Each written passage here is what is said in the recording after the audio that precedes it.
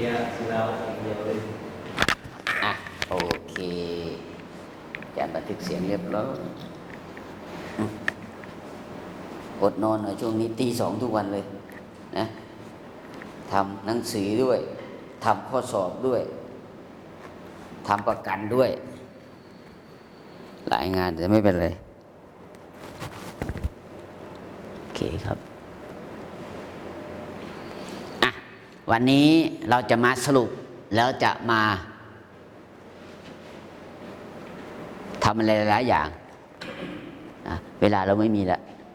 ที่เหลือก็จะปิดให้ไปดูหนังสือสอบวิชาการสอบวิชาแรกอยู่นั่นแหละสอบหน้าวิชาแรกใช่สอบห้องนี้ห้อง2.6สอบห้อง2.6อ่ะโอเคครับห้องสอบห้อง2.6ห้องกลางชีวิตและผลงานของปราชญ์ทางพุทธศาสนาเนี่ยมันจะมี12ท่านของเถรวาท6ท่านแล้วก็ของมหายานอีก6ท่านถามว่าฝ่ายมหายานกับฝ่ายเถรวาทเนี่ยถ้าเราจะศึกษาก็อ่านผ่านให้ครบ12ท่านเข้าใจไหมครับแต่ถ้าจะเลือกเน้นล่ะเป็นผมเนี่ยผมอ่านอ่ะผมจะเลือกเน้นอาจารย์คนไหนผมจะเลือกเน้นฝ่ายเถรวาท1รูปอ่ะบอกมาที่ว่าคนไหนที่ว่าเด่นสุดของเถรวาทมีผลงานเยอะสุดและควรจะศึกษาท่านพุทธโฆษาจารย์ครับนะ1รูปศึกครับนิมนต์นั่งหน้าเลยเนี่ยจะถ่ายรูปมันนี่หน้าจะเป็นนั้นพุทธโฆษาจารย์ผลงานท่านเยอะจนเป็นที่ยอมรับนะของคณะสงฆ์ไทยและคณะสงฆ์ในเอเชียตะวันออกเฉียงใต้เนี่ยทั้งหมดเลยที่ศึกษาภาษาบาลีเนี่ยนะหลวงพ่อพุทธโฆษาจารย์ท่านอันดับ1ครับท่านศึกษาให้ละเอียดอันที่2ก็คือถ้าฝ่ายมหายานนับมา1ท่านใครครับโดดเด่นใครครับแล้วสร้างความเปลี่ยนแปลงเยอะใครครับเดาดิท่านอัศวโคตครับท่านอัศวโคตเนี่ยท่านเป็นนักกวีครับเป็นนักโต้วาทีหรือนักวิภาษาวิธีนะครับนักวิพากษ์ชอบโต้วาทีครับแล้วโต้แล้วท่านชนะตลอดคนอื่นสู้ท่านไม่ได้การที่จะเป็นนักโต้วาทีที่ชนะคนอื่นได้เนี่ยแสดงว่าต้องเป็นคนที่มีความรู้ความสามารถนอกจากเป็นคนที่แบบหาความรู้สึกตัวเองเสมอแล้วเนี่ยต้องมีเทคนิคในการพูดนะนั้นท่านอัศวโคตเนี่ยท่านเป็นนักกวีนักแต่งหนังสือนักแต่งธรรมคีตะและก็เป็นนักกวีครับนั้นท่านโดดเด่นมากนั้นฝ่ายมหายานเนี่ยเต็งหนึ่งในความรู้สึกผมที่ผมอ่านมานะและมันมีเรื่องที่ผมชอบที่ท่านแต่งมาเรื่องพระนันทะนะครับท่านคนนี้เป็นคนแต่งครับเป็นนิยายอิงธรรมะนะคือเอานิยายมาแล้วก็มาแต่งมาเสริมครับแล้วก็สอนคนนะแล้วมีคัมภีร์ที่ท่านแต่งไว้ท่านอัศวโคตเนี่ยที่ท่านบอกว่าความรู้ระดับเหตุผลเนี่ยไม่สามารถจะเข้าใจโลกุตละธรรมได้ท่านเป็นคนเขียนไว้นะผมก็ชอบตรงนี้นะ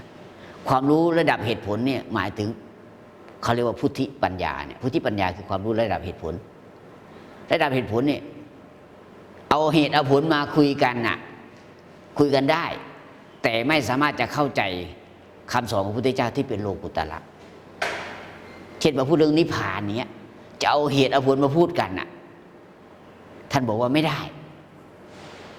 เพราะมันเป็นความรู้ระดับ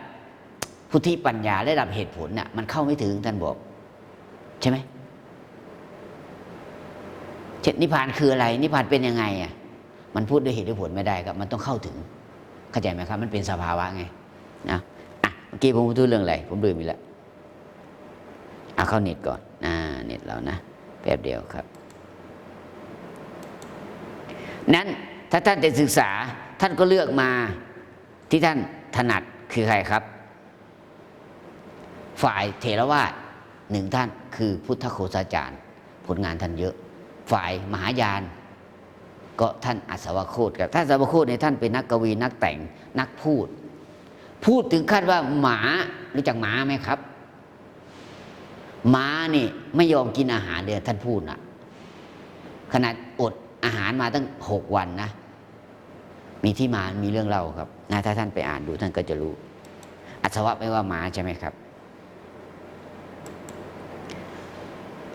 วันนี้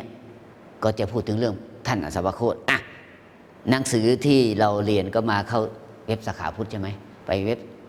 วิทยาลัยก็ได้แล้วก็ไปติ๊กที่สาขาพระพุทธศาสนาหรือจะเข้ามานี่ตรงก็ได้นะ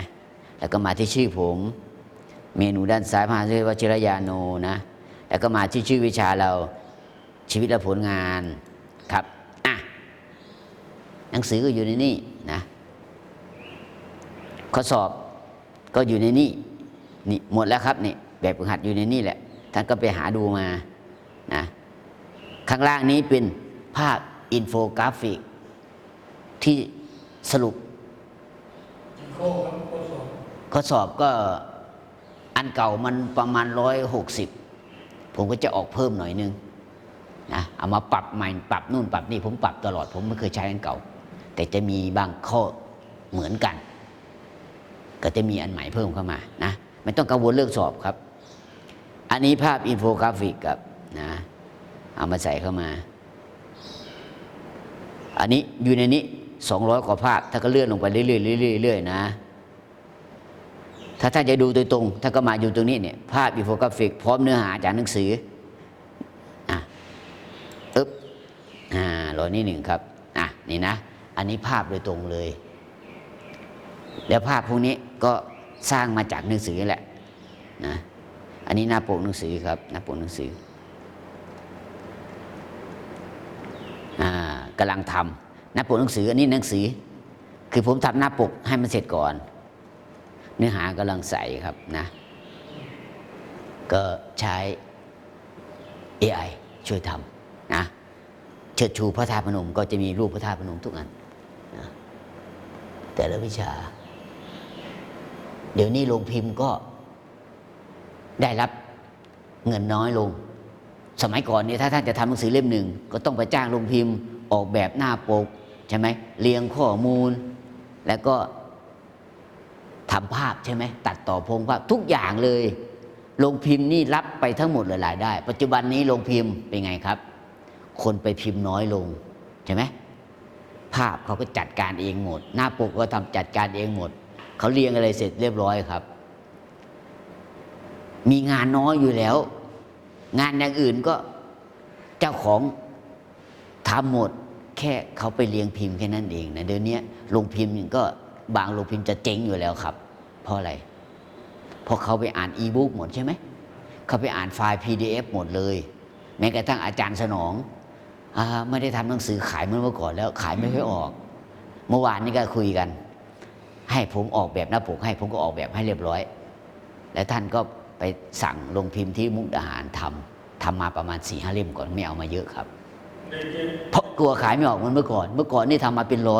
100-200ขายออกครับแต่ปัจจุบันนี่มันไม่ได้แล้วเพราะนิสิตเรานิสิตเราอาจจะมีเงินน้อยแล้วนิสิตเราก็ไม่อยากจะถือให้มันเกะกะเขาจะอ่านไฟล์ PDF อยากจะอ่านอีบุ๊กใช่ไหมนั้นท่านก็เลยทำมาแค่ 2-3 เล่มครับ ทีนี้ก็ผมก็ออกแบบหน้าปกให้ท่านนะผมออกให้หมดแหละนะผมชอบออกแบบครับทุกวิชาเลยนะเนี่ยอันนี้เป็น AI ทำนะครับเนี่ยนะ AI ทำหมดเลยนะสวยครับ AI ก็ทำสวยไม่ต้องทำอะไรมากนะวันนี้เราจะเข้าเรื่องของเราผมไม่ต้องสอนทุก12 คนนะที่เหลือพวกเราก็ไปนั่งอ่านนะอ่านได้แบ็กกลับก่อนหนังสืออยู่ตัวนี้ใช่ไหมครับนี่ไหมหนังสือนะหนังสืออยู่ตัวนี้ปั๊บผมบอกไปแล้วใช่ไหมหนังสืออ่านตรงไหนที่เป็นภาษาไทยรอนี้1ครับท่านจำได้ใช่ไหมเข้าไปที่เมนูหนังสือใช่ไหมครับแล้วก็เข้าไปข้างในเสร็จแล้วก็จุดไข่ปลาข้างล่างใช่ไหมมีครบทั้ง12 คนเลยนะส่วน อันนี้เนี่ย205 ข้อพร้อมเฉลย เมื่อกี้นี่ใช่ไหมข้อสอบกูอยู่ในนั้นแหละครับเป็นข้อสอบเทอมก่อนนะรุ่นพี่เราเนี่ยหนังสืออยู่ตรงนี้นะหนังสืออยู่นี่นะอันนั้นชื่อมันจะเป็นภาษาอังกฤษนี่หนังสืออยู่นี่นะ ว่าอาจารย์จะเปลี่ยนไหมเนี่ย เปลี่ยนเลยนะ เปลี่ยนข้อสอบไหม อันนี้คือหนังสือ ผมก็เอาจากหนังสือนั้นมาออก ใช่205 ข้อใช่ไหมหรือเปล่า อันเก่าครับ แต่ผมก็จะเอาอันเก่านี่แหละมาปรับ หนังสืออยู่ในนี้นะท่านไปโหลดอ่านเอานะแบ็กกลับนี่ไงเอาดูให้ดูก่อนก็ได้ครับนี่ไงอันนี้เป็นไฟล์ PDF ครับข้อสอบเนี่ยมันจะเป็นระบบครับ อันนี้เป็นไฟล์ PDF ผมก็จะเอาคำถามคำตอบตัวเลือกจากนี่แหละ แต่ผมเอาไปเข้าระบบไงคำว่าระบบ